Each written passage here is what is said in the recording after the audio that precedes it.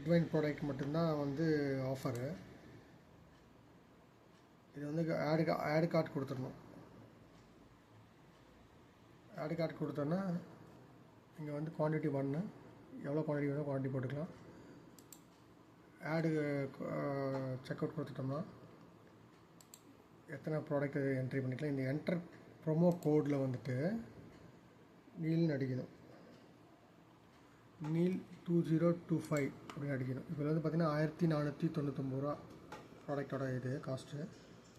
இப்போ இந்த கோடை போட்டு அப்ளை பண்ணோன்னா இம்மிடியேட்டாக டிஸ்கவுண்ட் வந்து இங்கே வந்துடும். 599 ரூபா 60 பைசா இம்மிடியேட் டிஸ்கவுண்ட்டு. செக் அவுட் கொடுக்குறோம். செக் அவுட் கொடுத்துட்டு